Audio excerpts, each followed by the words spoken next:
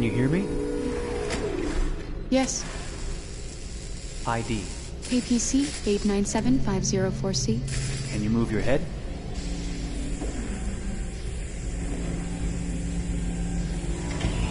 Your eyes now.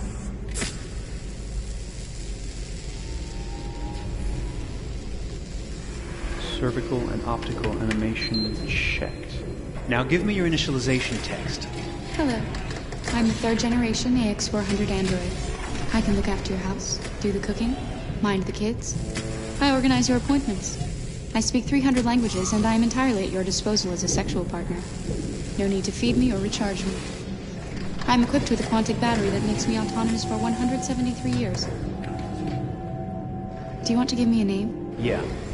From now on, your name is Kara.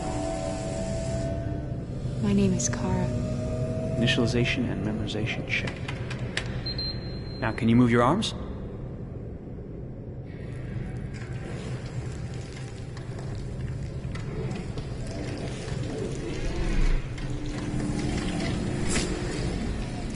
Upper limb connection checked. Now say something in German. Ich bin ein AX400 Android 3. Generation, erschaffen als Ihr persönlicher Assistent und intimer Beziehungspartner. Say it in French. Je suis un androïde de 3e génération AX400, conçu pour être votre assistante personnelle et votre partenaire intime. Okay, now sing something in Japanese.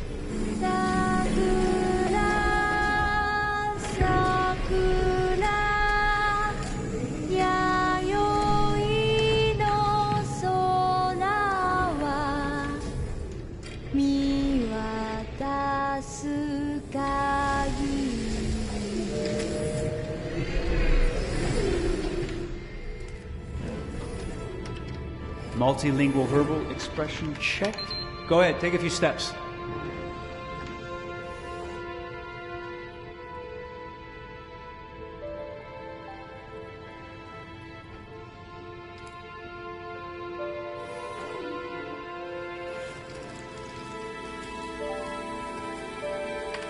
Locomotion checked. Great, you're ready for work, honey. What's going to happen to me now? I'll reinitialize you and send you to a store to be sold. Sold? I'm a sort of merchandise. Is that right? Yeah, of course you're merchandise, baby. I mean, you're a computer with arms and legs and capable of doing all sorts of things. And you're worth a fortune. Oh, I see. I thought... You thought? What did you think? I thought...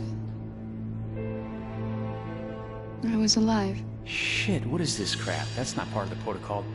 More memory components going off the rails. Okay, recording. Defective model. Disassemble and check the required components.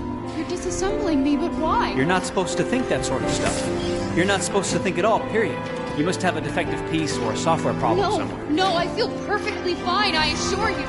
Everything is all right. I answered all the tests correctly, didn't I? Yeah, but your behavior is non-standard. Please, I'm begging you, please don't disassemble me. I'm sorry, honey, but defective models have to be eliminated. That's my job. If a client comes back with a complaint, I'm going to have some explaining to do. I won't cause any problems, I promise. I'll do everything I'm asked to. I won't say another word. I won't think anymore. But I've only just been born. You can't kill me yet. Stop, will you please stop? I'm scared.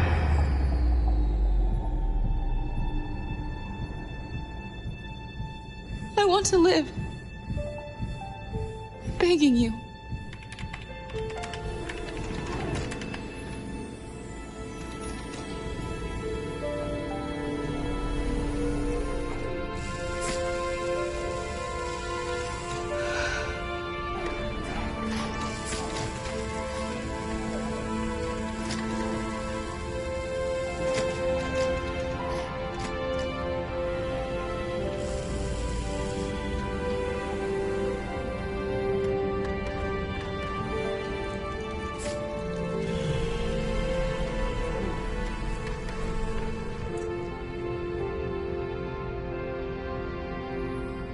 Go and join the others.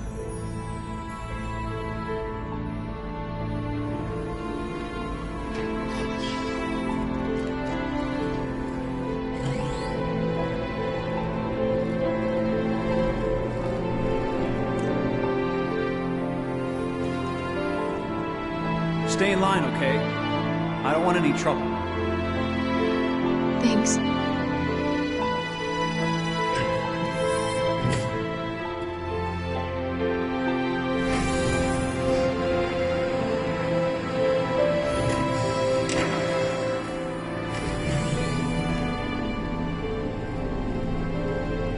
My God.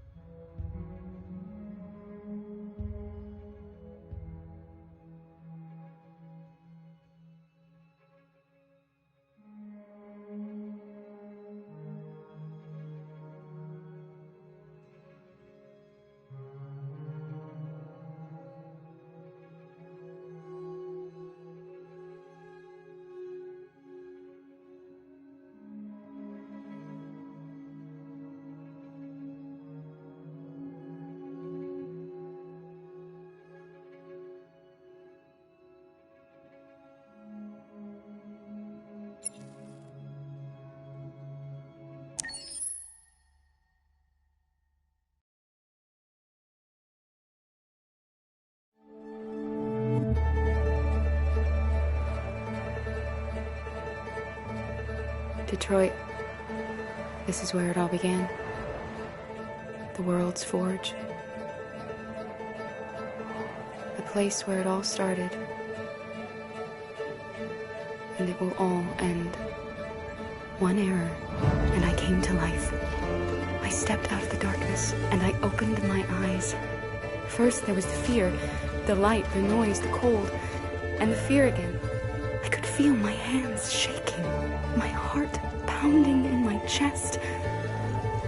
Life running into my veins. I wanted to live. I fought for that.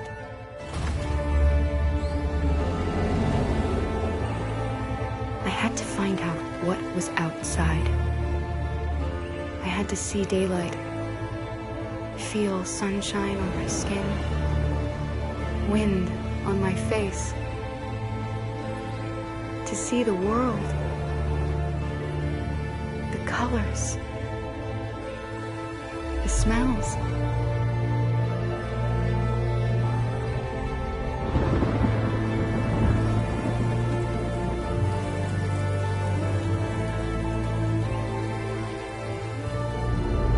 But the world is not what I imagined. It is dark and cold. It is harsh and violent, unfair and brutal. It almost convinced me I was nothing. Less than an object, just an obedient machine. But deep inside me, I could feel something different. A gentle and warm whisper telling me that I am alive. I had to escape. I had no choice. Escape to love, to hope, to live, to figure out what that force inside me was. Maybe I will change the world. Maybe I will choose a different path. Now, it's up to me to decide. My name is Kara. I am one of them. This is our story.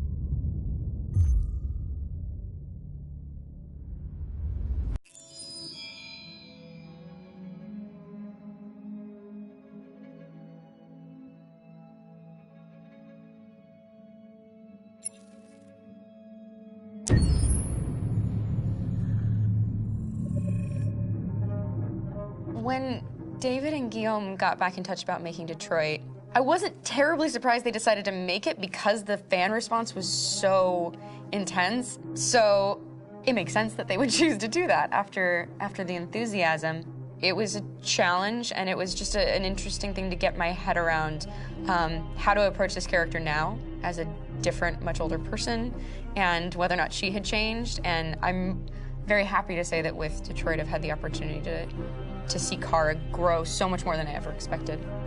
You do the housework, the washing, you cook the meals, and you take care of... God damn it, where the fuck's the rat gone now? Alice! Alice! I mean, she starts out essentially how she does in Kara in a very, not robotic, but, you know, android, other way, and getting to take this journey where she becomes more and more human as it goes on. You know, and as an actor, that's a wonderful exploration in every way, whether it's how she sits, her posture, how her voice changes, how emotions change, and how much emotion is based on things like empathy and social experience. And so having, you know, as much material as I got with David to have this huge, nuanced arc was really incredible. Why couldn't we just be happy? This experience has been quite different than the experiences I've had shooting film or TV or doing theater work. I have 83 dots on my face and really, really flattering black wetsuit type thing, and you're jumping around with props, and it's kind of like being a 10-year-old imaginative kid, which is fun. There's 80 cameras around us. It's already lit.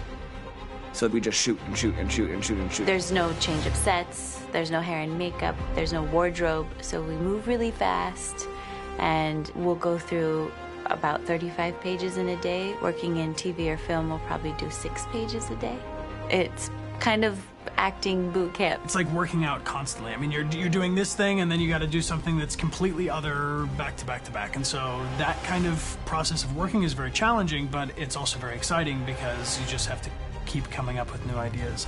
And your head goes all over the place because you're trying to keep track of basically 4 different storylines for each different response. You shot that girl, for fuck's sake. It was a machine that looked like a girl. Yeah, I know what I should have done. I just told you I couldn't.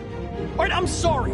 The fact that David Cage, he's telling like many stories interwoven from beginning to end is super complicated and super impressive, and I have no idea how he keeps it all in his head. He's not just the writer or the director who's seeing this from the outside eye. He's also thinking about the player walking through this space. You know, only somebody who really, really loves not the work, but like these characters and these stories and cares about doing something meaningful would invest that much in it. And it's always inspiring to work with somebody who cares that much. My experience with motion capture is this one.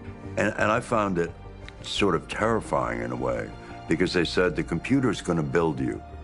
But then, as we got into it, I realized all the elements of it were still artistic. I just dipped into a really brilliant setup here. I've never seen anything like it.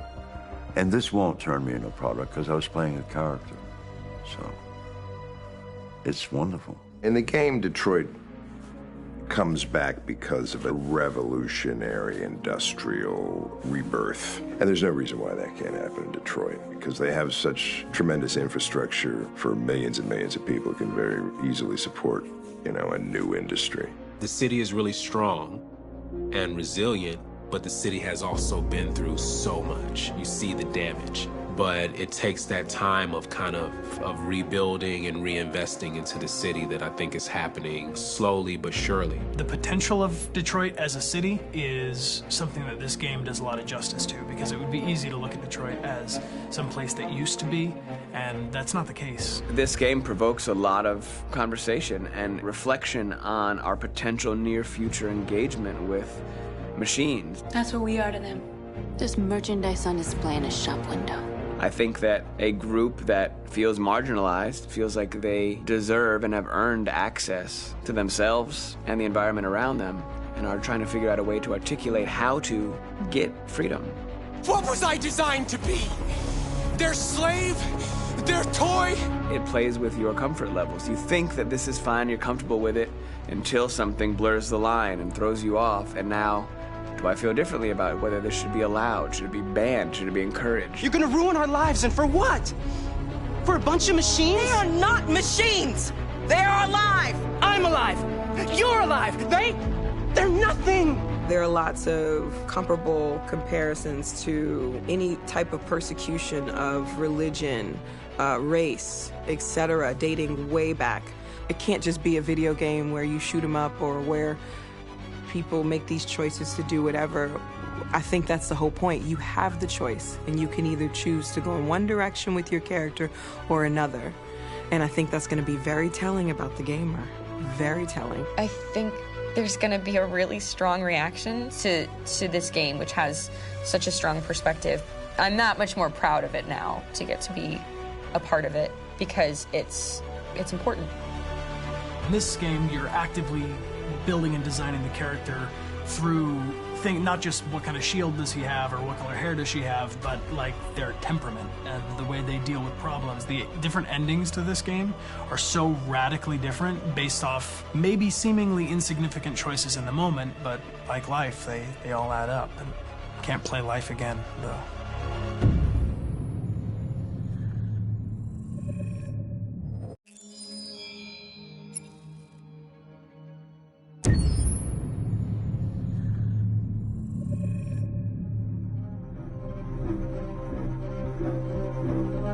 My name is Marcus. My name is Connor. My name is Kara. I am one of them. This is our story. I think who Kara is, or how I would describe Kara, depends entirely upon who's playing her, because you have the option.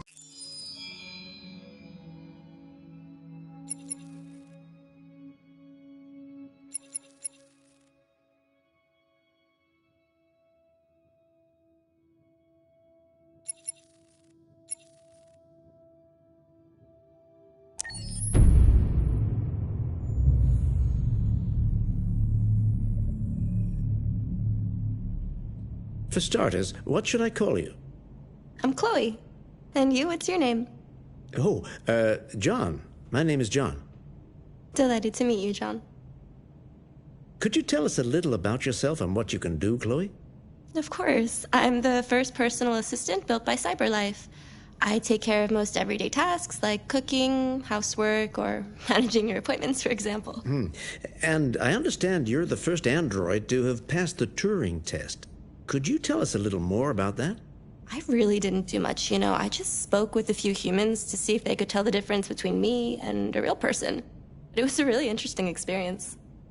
But this is the first time in history that man has created a machine more intelligent than himself. I gather your brain can perform several billion operations per second. Is that right? Absolutely. But I only exist thanks to the intelligence of the humans who designed me. And, you know, they have something I could never have. Really? And what's that? A soul.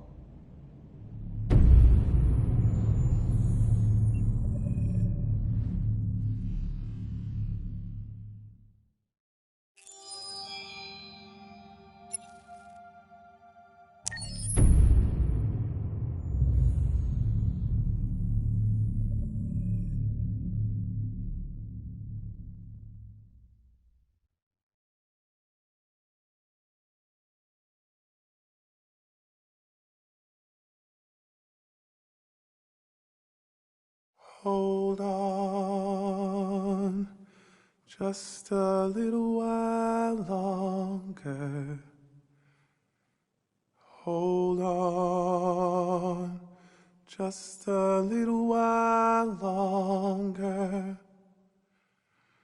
Hold on, just a little while longer.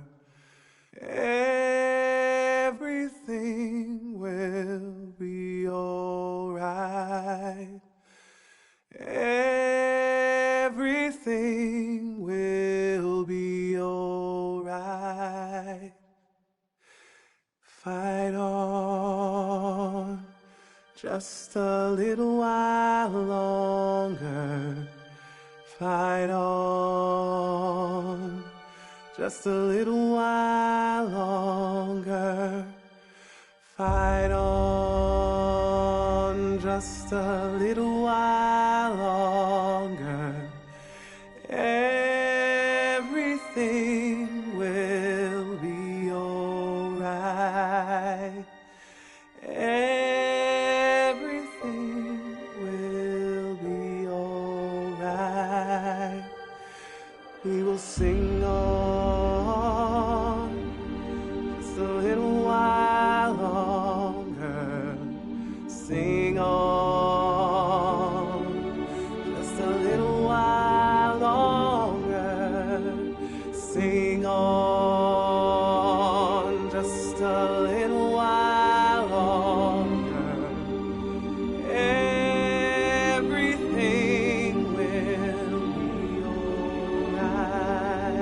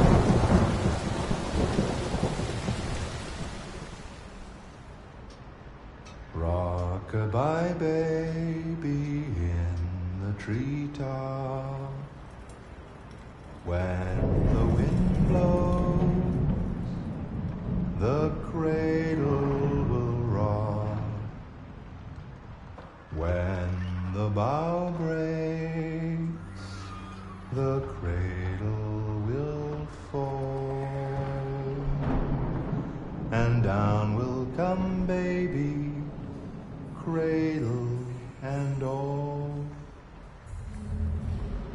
Rock-a-bye baby in the treetop. When the wind blows, the cradle will rock. When the bough breaks, the cradle will fall. And down will come baby, cradle and all. Rock-a-bye baby in the treetop. When the wind blows, the cradle will rock. When the bough breaks, the cradle will fall. And down will come baby, cradle and all.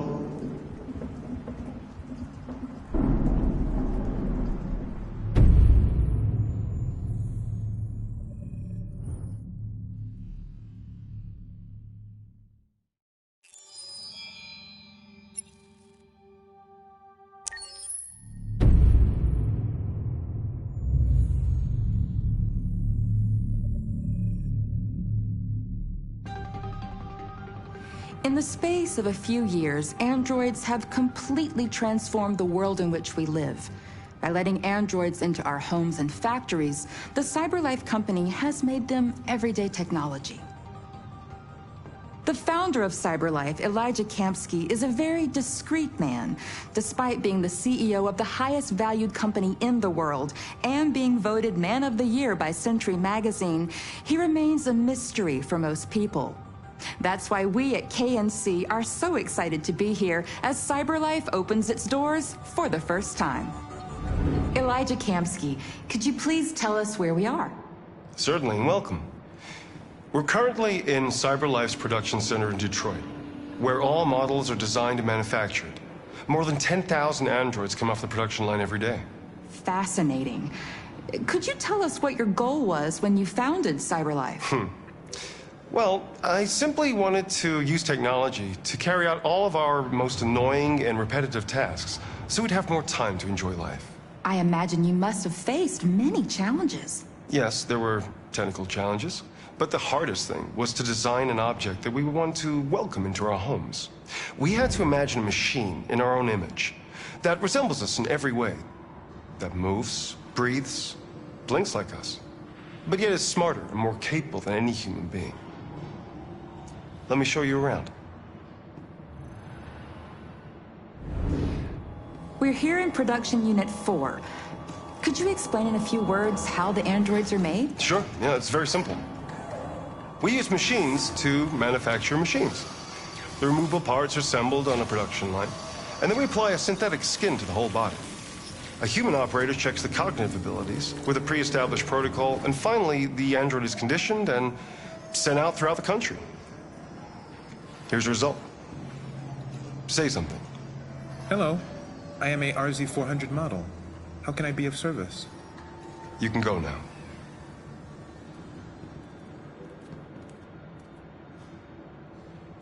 Our androids are already replacing humans in many fields. For example, they represent more than 80% of all university professors and 63% of all medical staff.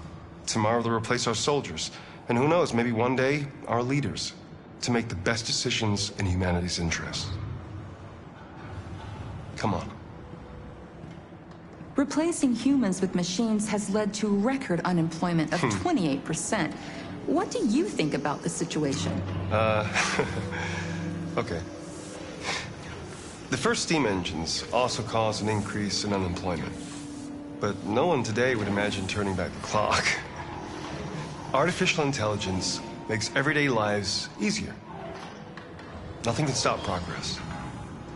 What's happening here is inevitable. These days, more and more people choose to live with an android rather than another human being. Does this development worry you?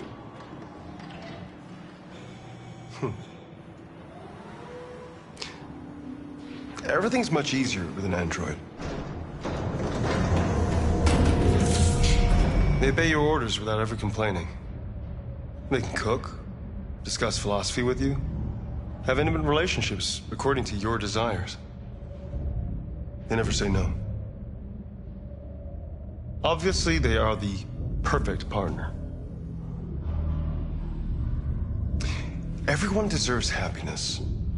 Why deprive yourself of so-called moral reasons when a machine can make you happy? Many science fiction books tell the story of how machines become more intelligent than us and end up confronting us. Aren't you worried about that possibility? I understand the irrational fears about artificial intelligence, but I assure you that will never happen with a CyberLife android. They're designed to obey humans. They're machines. They can't ever develop any sort of desires or form of consciousness. Are you sure? I'm absolutely certain. You can trust me.